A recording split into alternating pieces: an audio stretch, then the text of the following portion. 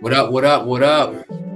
What's up, everybody? So, this is the Founders Talk podcast, an urban investors podcast series as a part of the UPC Podcast Network. My name is Justin Saunders. I'm so glad to be here with y'all today.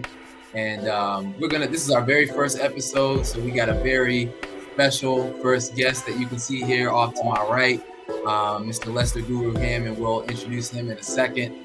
But at this podcast and at this platform, we believe there's no secrets to business success. We believe that there's no hidden messages or things that you gotta pay for or anything like that. We believe that the secrets and the abilities to gain success in this marketplace are in your network. And that's why the UPC Podcast Network exists. That's why Urban Professionals Community as a nonprofit exists, so that you can expand your network and identify the people that can help you get to that next level. Now, I'm not saying that it's not going to be hard work. I'm not saying that you're not going to have to put out some money to even get some information or to get some experience from some of the mentors. But I am saying that you shouldn't have to give an arm and a leg. You shouldn't have to break yourself in the process. So that's why we're here. So without further ado, I'm going to go ahead and introduce our guest for the day, Mr. Lester Guru Ham, who you guys have known for some time if you've been around UPC. He was our very first mentor. Him and Brittany back in the day in 2019 delivered a powerful education with alcohol series that kind of kicked off our whole wealth building program, and people were so excited about it, and he's stuck on board with us ever since then, dropping knowledge. So today we want to peer into the world of Lester Guru Ham and understand a little bit more about what he's got going on, because I know people, they're seeing you on Instagram, they hear you talk about these things, but they may not have seen like what it is actually that you're doing. So I'm so excited to talk to you today because we're going to dig right into that, man. So please introduce yourself. Tell everybody who you are for those who may not be familiar with you. All good. All good. Thank you, DJ. That music is coming in a little bit loud. All right, you got it. So UPC, thank you so much for having me.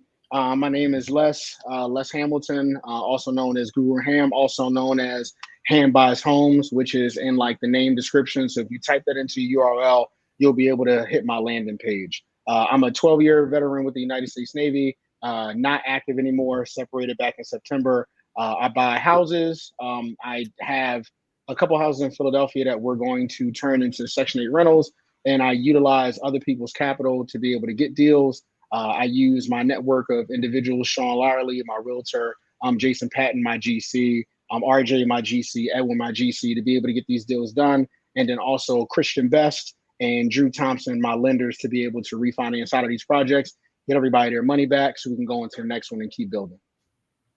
Awesome, man. Quick and efficient, man. Appreciate you. So we're going to dive right in. We're asking our guests the same series of questions so you can compare and contrast different models of building wealth. So the first question we're going to ask you today, Mr. Ham, is what is your field of expertise and how do you make money with it? So my field of expertise, and thank you, Jay. My field of expertise is project management. So project management, dealing with qualitative analysis, quantitative analysis, cost structures, payout structures.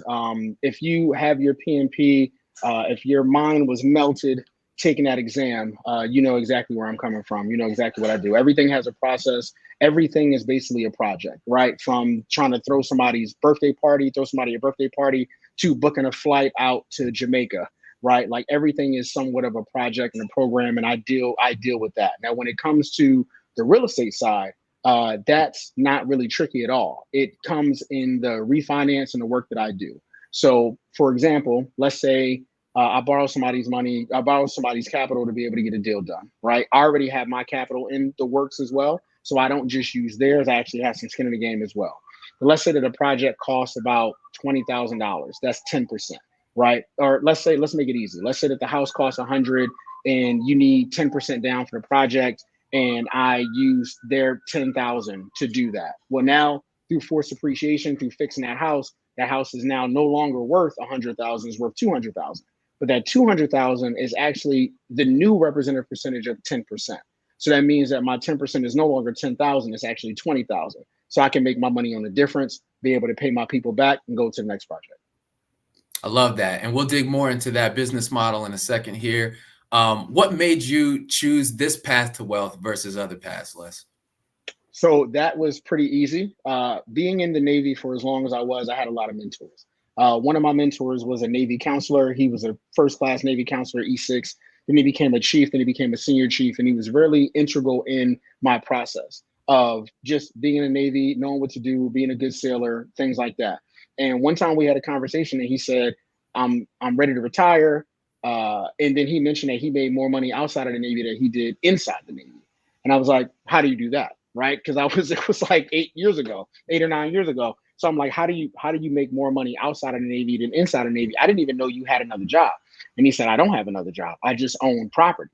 And I asked him, how did he, go about buying these properties? And he said that every base that he was at with his wife, they bought a house and they never sold it. They bought the house near the base. They rented a house on AHRN, I believe, Armed Forces Housing Rental Network. They bought that property, they listed on AHRN, and they're renting it to transitioning military members, right? So somebody who might be there for school or something like that for a couple months, or they'll have a long-term 18-month tenant, right? Because military members need somewhere to stay. And if you're not really looking to buy a house or anything like that, you're probably not going to use your VA loan until you get out.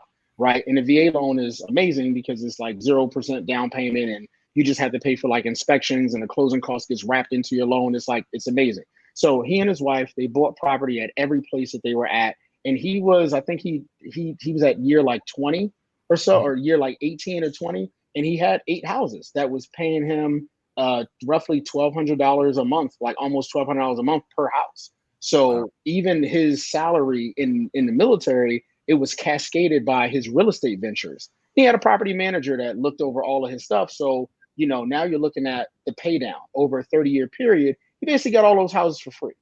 And when he retired, he got a military retirement, VA benefits, X, X, Y, and Z. So he did it right. And that's the path that I was following as well. Amazing. Okay. So you had an individual in your life that kind of, you saw somebody doing something different that you hadn't seen before. And that was what inspired you to go down this path. I love that. All right. So on that case, real estate, the world of real estate is huge. Everybody talks about it. Everybody, I'm sure at some point in their life has desired to get into it. And a lot of people aspire to do what you've been able to accomplish. What do you say is one trait or habit that you picked up along the way that makes you successful versus maybe people who haven't been successful in this field? One thing that I would think about off the top is transparency. Right, I'm very transparent, even when it comes to my lender partners and everything like that. Everything is contractual.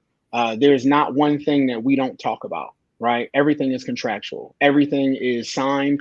I make sure that they understand what this means, what these loans actually mean. I make sure that they understand what being a savvy investor is about. Right. I make sure that they understand that real estate is an ever-changing game.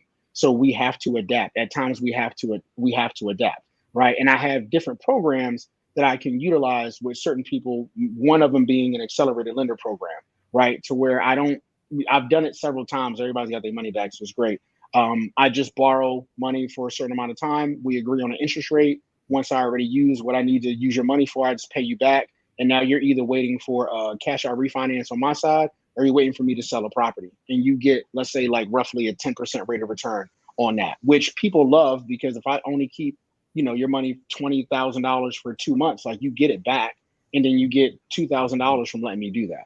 Right. And all of this is a contractual thing. It's on a contractual basis. It's not something that's written on the back of a napkin. It's an actual contract that you have to sign. And I sign digitally as well. So awesome. So transparency, which I believe is goes hand in hand with trust, right? Yes. On the other side, people have to trust you. And in order for them to trust you, you've chosen transparency as a characteristic that you just, as a badge of honor that you wear in this business to make sure that, your clients trust you and they keep coming back and supporting your services. So I think that makes a lot of sense and a good takeaway for our listeners today. Yeah. All All right, cool. So let's get back into your business model and let's get a little bit more specific as to the business model that you've chosen. Because again, there's lots of ways to get into real estate, right? You could get into the Airbnb model where you're arbitraging, where you're not putting forth any of your own money, but you're getting a rental from somebody and you're renting that out. Or you could get on the straight lending side where you're not getting your hands dirty at all, but maybe you have access to a bunch of funds, right? But I think just from what I know from you personally, it seems like you're somewhere in the middle of the active and well, you are an active investor, and let's be clear about very much so. But in terms of the way that you finance your deals is a little bit creative. Can you speak to what that business model is, just so that other people can understand that? Yeah, of course. And also shout out to my guy, Ron Curtis. He's the Airbnb king to me, right? He is DMV. Ron. If you have not checked out the last UPC live podcast that we did at Soundbar DC, please go on UPC, go on financialguru.ham on IG and check that out. I promise you, if you wanted some free game, then he has the free game. So you're right. I'm right there in the middle. I'm a collaborative investor. I'm an active investor. I'm more so the guy on the number side, right? So not to go too in depth, when we talk about people who want to get into real estate, one of the most important things is understanding what the numbers are, understanding what the rules of thumb are. If you don't know what the rules of thumb are, you need to know what they are, because that can allow you to do somewhat of a bad deal, right? So there's different math from buying a house in the hopes of selling it, and there's other math on buying the house in the hopes of keeping it, right? Now, we already know that real estate is something that it can fluctuate, but not in the sense that people think of in value, right? It'll fluctuate in price, but that's all depending on what the market is doing. All depends on what the interest rates are. It all depends on what people are willing to finance, what larger companies are willing to finance. So what I usually do is, or what my business model really encapsulates as a collaborative investor, is that I borrow other people's money to show proof of funds. We're able to get a deal. I can recycle my money inside of the deal, or recycle my capital inside of the deal, so we can get the job done, because the loan is already written for acquisition and construction. So if I'm floating my money into the deal, my capital into the deal, all I'm really doing is recycling money, and I use the capital to actually lock the deal down, right? I use it as the down payment. But remember, when you refinance out and the house has a different valuation, the value of the capital initially, like with the 10,000 I was talking about before, that 10% that was 10,000, that 10% is now 20,000, right? So that also goes into your calculation if you're doing buy and hold. If you're simply doing a sale of the property, then that's something completely different, right? And then there's things that you talk with your finance people about, like DSCR loans, debt service cost ratio loans, which are usually at 75%. So that's the calculation. Then you also have to pay for the process. The process is probably around 6%. So I'm the liaison guy. Like I'm the numbers guy that does everything in the middle to make sure that once we refinance out of this deal, everybody can get back what they need to get back. As long as the initial intent was to do what we did. Okay. So for our listeners, some folks are, savvy with the numbers. Some folks don't want to hear the numbers at all. So I know there's going to be people on both sides of that fence that are listening to this podcast. I think the most important takeaway from that is Les is an active investor, but also a collaborative investor, putting back on that project management hat, right? Being able to deal with the numbers and figure out ways to make it happen, but leveraging other people's money as well as his in the deal to get it done. So I think that's the one of the key takeaways at a high level, but of course there's a lot of nuance to that. Would you say that's fair? I would say that is completely accurate. Okay. Completely accurate. All right. So the next part, we're going to ask Les to rate 6 factors of his business model, right? That active, collaborative investor business model when it comes to real estate.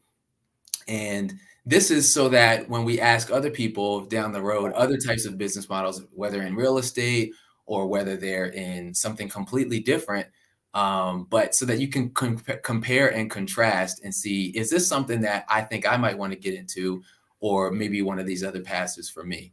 So the 6 criteria that we're going to we're going to ask you to rate are the startup cost, the risk, the scalability, liquidity, passivity, and demand. You ready to get into it? Let's go. I'm already here. Let's do it. Okay. So for the startup cost on a scale of 1 to 5, 1 being very little capital to get started with this active collaborative model, or 5 being you need a whole lot of capital to get started with this business model, what would you rate it? So in that particular case, it really just depends on the model that you want to use, right? So I would say in my case, it was 5. Like you needed a lot of cash. However, if you're starting off with almost nothing and you have somebody who has some cash, you can actually buy these houses, FHA 3.5% down, and you can just buy them together, right? But you got to make sure that the price is right. And then once you have the property, then you can get a construction loan on against the property, right? And then you got to come up with, the closing cost on that. So it really depends on what your overall strategy is. But I would say for me to make sure that I got the return back, it was on 5. But there's definitely an opportunity for you to be somewhere close to like mid-level 3 if you collaborate with somebody else who also wants to buy a property. Okay, got it. And so just to dig into that a little deeper, because it sounds like in some cases you can go into a deal virtually no money down, right? Would you say that that's a possibility, or at least a 2 or a 3, like you need to be having some of your own money leveraged out there? So it's really not about having your money, right? Okay. Like that's one of the biggest misconceptions, right? It's not really about having your money, it's about having money, like having capital to start with.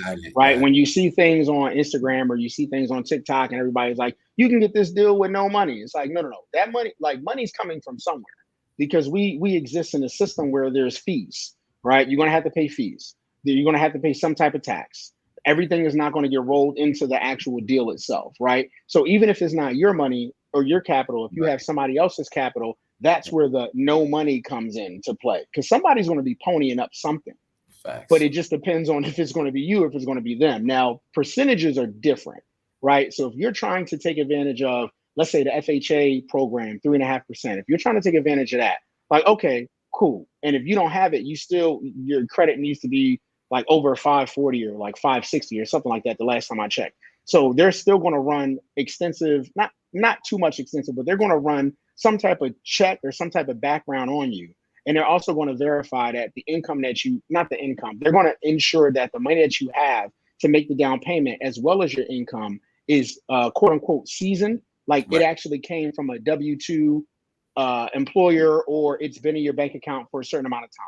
And that's why it's good to collaborate with somebody else, because if you don't have it and they have it, then guess what? Now you're 50-50 on this house, you're 50-50 on this project. And as long as you buy it for the price that you need to buy it for, the price that makes sense numbers wise, then you'll be good to go.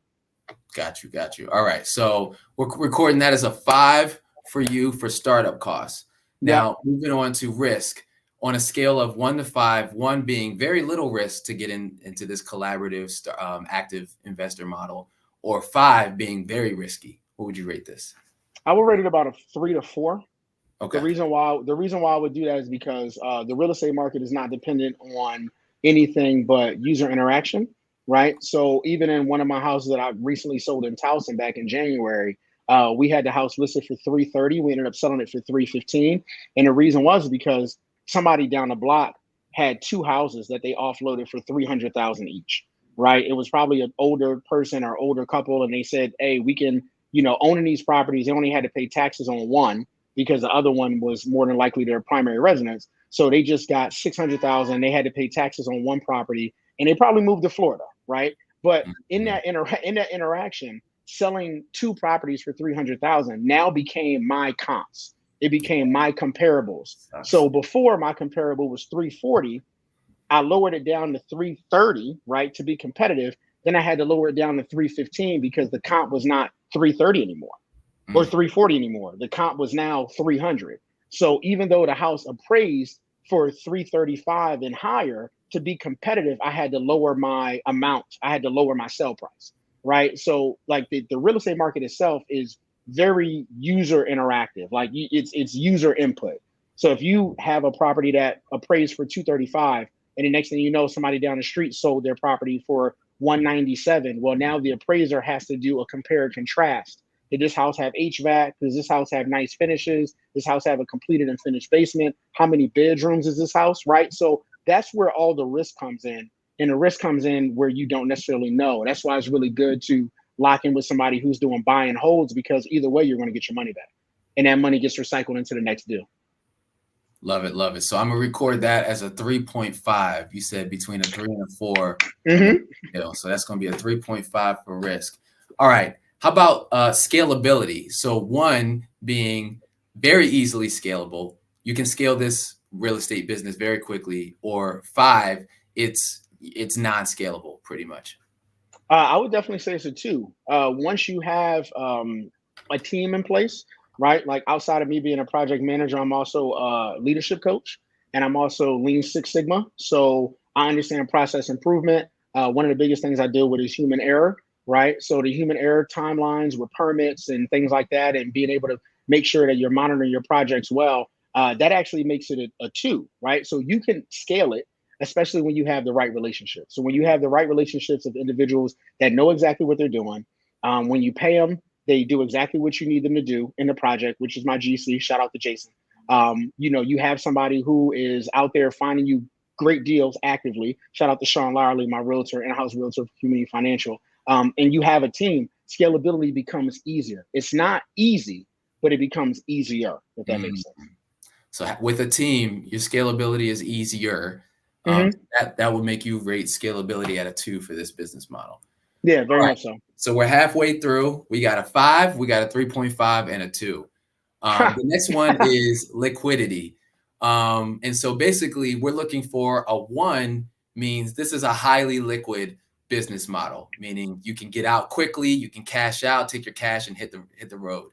Or 5 means it's non-liquid. Like once you put your money in, it's going to be in there for a minute. So 1 being kind of like very highly liquid, 5 being non-liquid. Where would you say this ranks?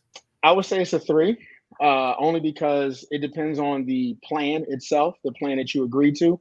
If you're buying just to sell for the sake of that, it's going to be a 5, right? Because the market is going to dictate if you sell the property. The market and the user interaction is going to dictate what the property actually sells for, right? So only thing that you can go on is your comps, is your comparables, right?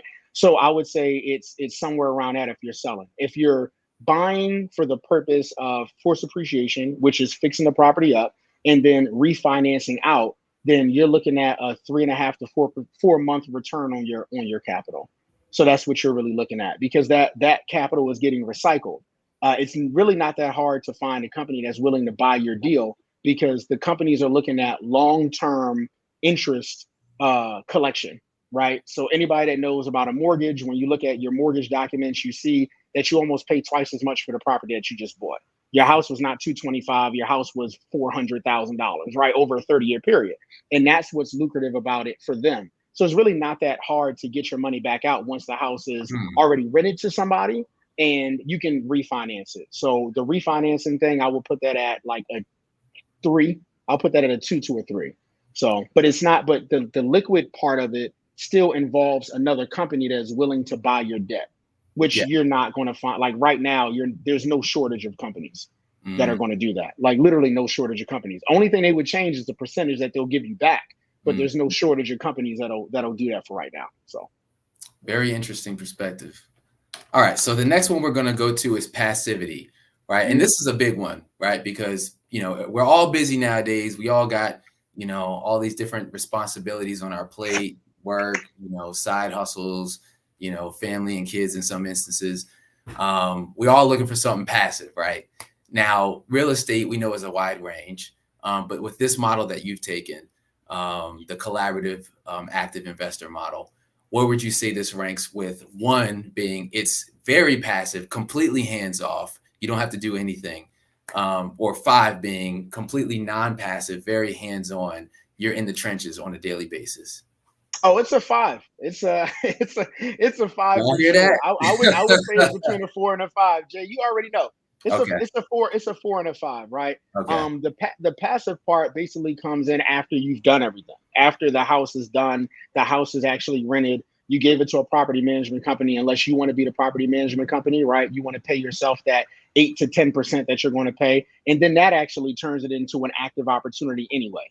So there's really nothing passive about it. It's just the percentage of active that you would have to deal with, right? So if you give it to a property management company, you're probably going to be 20% active. If you do it yourself, you're going to be 100% active. Toilets break, refrigerators break, dishwashers break, things get stuck in the garbage disposal, people drop stuff down the toilet. That's all active. If you give it to somebody else, say it again. That happened to me. Yes, yeah, it happens. It happens to everybody who owns property that rents property to somebody else, right? So if you're managing it yourself, then you're going to be 100. If you manage it with a property management company, then you're looking at like 20%, passive. But like sometimes people just want to say, all right, I'll manage it myself, and you just manage it yourself, and you get all 10% back. But the question really is it worth it? Is it worth doing that? Sometimes it's not. And that's why we do this, man, because we want to get these different perspectives so you can choose. Yeah. You just said it right there. It's a 5, 4.5, maybe, right? Yes. This is what you're signing up for if you choose this business model. All right. The last one is demand, right? We want to make sure that we're participating in markets where there is an actual demand, or you have such a claim on a niche part of the market that there's sufficient demand to keep your business going. So on a scale of 1 to 5, 1 being super high demand, you don't have to go out and look for any clients or anything, or 5 being it's not that much demand. Sometimes you got to really search out, and it can be long stretches before you find your clients. So what would you rate this business model? It's definitely a 1. It's definitely a 1 with the housing crisis that we're going through right now, and it very much is a crisis. You have a lot of renters. Me personally, I do institutional rents. So being able to do institutional rents and having a wait list for the city of Philadelphia all the way down to Delaware at I think the wait list right now is at like 4 or 5 years. Having a 4 or 5 year wait list means that you're going to consistently have clients, right? You're always going to have clients. You just need to ensure that your blueprinting skills are done well and your pricing is also done well, right? So the demand is definitely number 1. Selling house on the opposite side is like number 5, right? So like selling houses on the opposite side is 5 because the interest rates are bananas, the housing price are bananas. And if you don't have a great GC like I do, who we can talk about cost over time and we can spread costs through projects, then you're going to look at setting yourself up for failure. And that's the reason why I do what I do. That's the reason why I act as a liaison, because I've already built the relationship. I've already built the rapport. I understand what the numbers are. I have the lenders. I have the contractors. I have everything at my disposal. The only thing you have to do is, become a savvy lender with Community Financial, put your capital in my hands, and we can do some great things with it. Now, I just want to clarify. So in your business model, you're buying and selling, right? Or no, I'm buying and holding.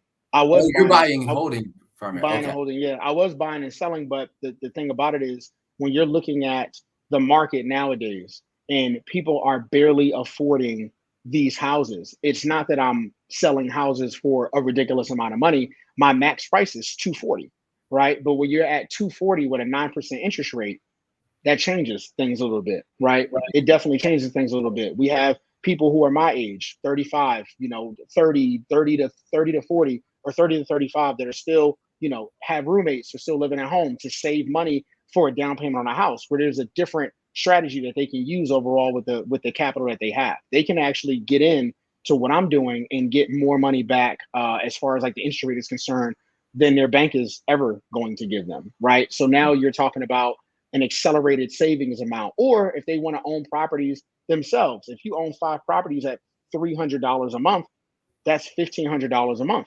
right? Like you can make that passively, but you're still going to have to work with a property management company. They're probably going to take about $100 off of you. So now you're looking at $1,000. You own 10 properties. Now you're looking at $200 times 10 properties is $2,000 a month. That's roughly what your mortgage would be, right? So the goal, the real thing is to be able to buy these properties, make sure that you can lock them down with institutional rents, collect that passive income, and then also understand that properties are also tax deductible.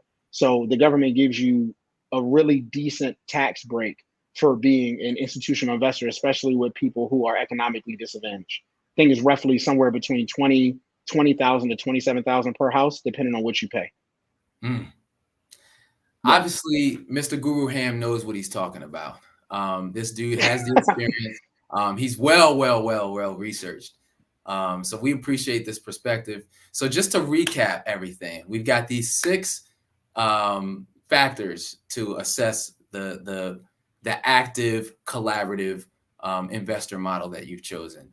So for the startup cost, you rank that as a 5, meaning it's going to take some cost. Now you can collaborate and bring that down, but it's definitely going to take a high amount of cost to get started in this business. Risk, fairly high as well, between a 3 and a 4. So we said a 3.5 for risk. Scalability, a 2. You can scale pretty quickly if you have the team in place to do so. I think that's a key piece to keep in mind, though. Liquidity, you rated that as a 3. It could be either or, depending on your specific strategy. Passive, you said this joint is not passive. 4.5 at best. And then for demand, you said a 1, meaning there was a high demand, especially in the area of Philadelphia, where you have a long line of people, of renters, potential renters looking up to rent. But, and of course deals with the renting population. So guys, I just want you to think about that as you're pursuing your different wealth building strategies. And for those of my mentors who are also in real estate, when you see this on YouTube, engage with us. Do you agree? Do you feel like, your particular model might lend a little bit better in some of these areas? Please discuss and dialogue in the chat. That's what this is all about. And so we're going to start to close this out. But I do want to ask you, Mr. Guru Ham, is there any parting wisdom that you want to leave our constituents here today from your message? Of course I do, right? I did want to add something to passivity. So for my lenders, their passivity is 1, right? Because they don't have to do anything. Like I do everything. They don't have to worry about it. They get a monthly newsletter from me about all the things that are happening, especially when it comes to new things, permits, electrical inspections, things like that. The parting wisdom that I have for the UPC community, I actually wrote it down to make sure that I was prepared for this. I said, become a subject matter expert in whatever it is that you're doing, right? Become the person that you would want to work with. If you are not that person, then don't expect people to promote or motivate or believe that you can actually do the things that you say that you're doing, right? If you don't believe that you can do it, if you have not taken the proper steps to be able to have conversations like this and spit these answers off and be confident about it and say like, yes, this is what it is and this is what I do, then like you got some work to do. So just become a subject matter expert, and I think the rest will take care of itself. That makes me think I might have left a factor off, and that's the learning curve. Yes. The learning curve.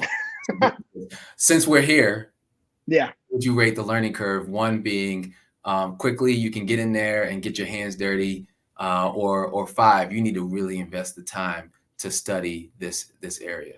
Oh, it's 5. It's 5, 100%, because things change so quickly. I've been dealing with, I was also a DoD financial specialist, certified financial specialist, while I was in the Navy. I did that since 2016, so it's like 8 years. So I've always been around money. I've always been around capital. I understand what the principles are. I've done that, right? So I can say that I'm fairly seasoned when it comes to just dealing with capital and understanding the relationship that people have with money. Now, when it comes to real estate, I've been doing that since 2019. So you can put me down for like 5 years. And I've owned multiple properties. I've been a landlord to all different types of people, right? And I got into institutional because it's more stable, right? And then the numbers actually can work in my favor. It just depends on what the timeline is. So the learning curve itself is going to take you a couple years to do, but the shortcut comes through mentorship, right? And I have a mentorship program that, if it's a 5-week mentorship program,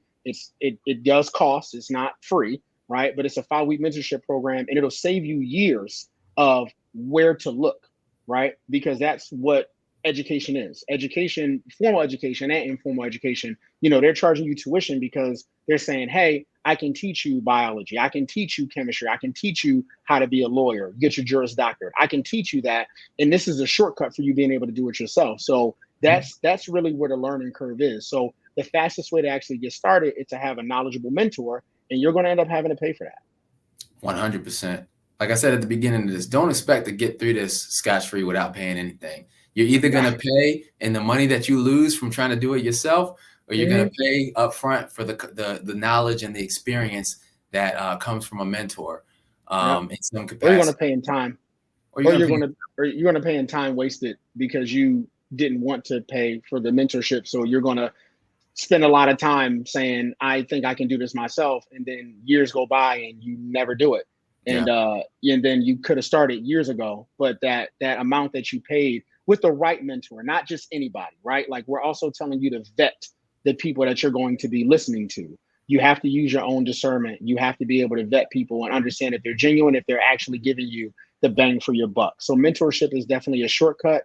I'm a mentor to several of people that bought my program, and they are doing well. So there's really nothing more to say outside of what's already been said.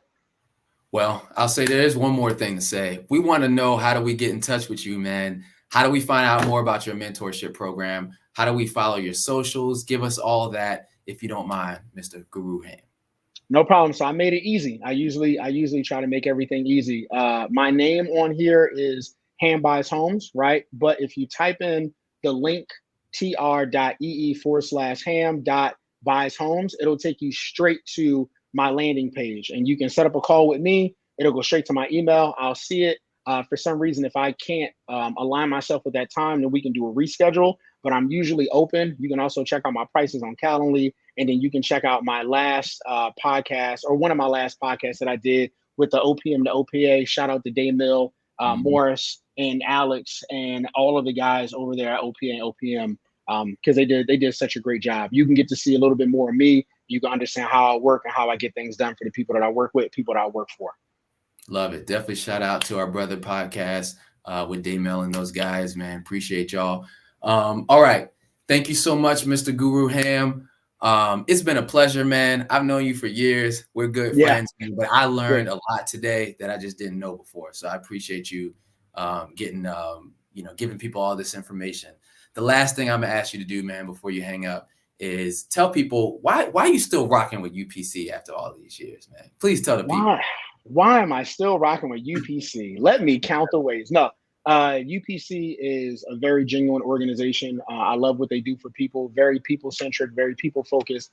And I love the fact that we share a commonality of making sure that people understand that networking is paramount, right? It's always a cliche when you say your network is your net worth. However, I have stories from individuals that have attended UPC events and functions, and they collaborated with each other and they made money, right? Taylor Salmon, amazing. Ron Curtis, amazing. Jen Lee from DC, amazing. These are the people that we've personally interviewed. And Ari from the Motley Fool, right? Like Ari that used to work at, one of our first episodes. Like we are linking we're linking you guys with individuals who are not only genuine, but they are honorable. They're respectable individuals that we know are not just going to run off with the bag, right? You're not going to give them 10 grand, 20,000. And then next thing you know, they're going to be in Costa Rica or Tulum or Dubai or any of the other places that I've been to. Like, they're not just going to run off. You're going to be able to see them again. And we hold them to a certain standard, and they hold themselves to that standard as well. So that's why I'm rocking with UPC, because UPC is doing it well and UPC is doing it right. Awesome. And that's what we're doing here today, man. So appreciate your time. Thank you all for listening. And this is the Urban Investors Podcast, part of the UPC Podcast Network. We're signing out. Have a good one.